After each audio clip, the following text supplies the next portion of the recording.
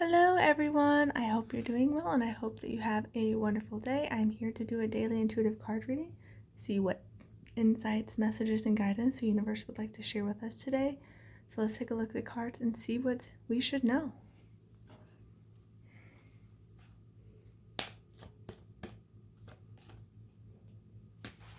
Okay.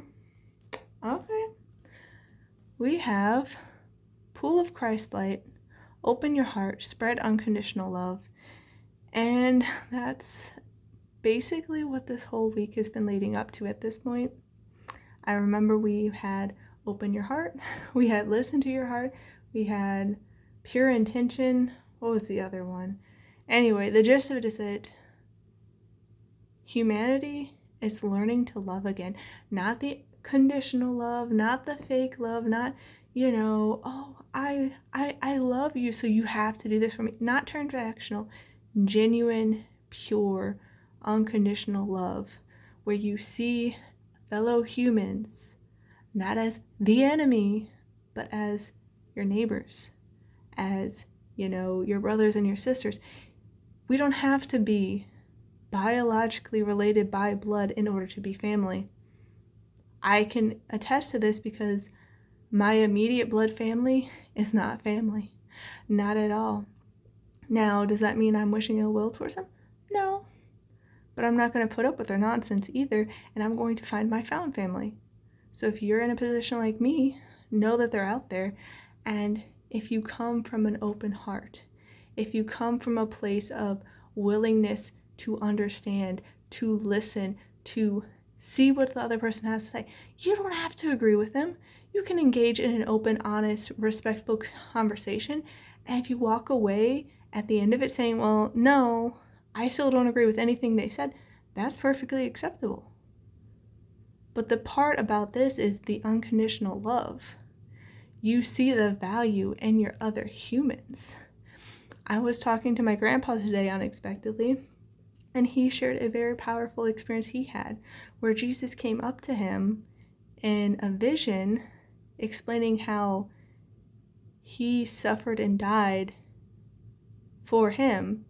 And Jesus said to my grandpa, even if you were the only human on earth, I still would have done it all over again for you. And this is about the Christ light. Like, that is Christ energy. You are willing to show up for your fellow humans, your fellow living creatures on this planet. Everything breathes, everything has a spirit, everything has energy.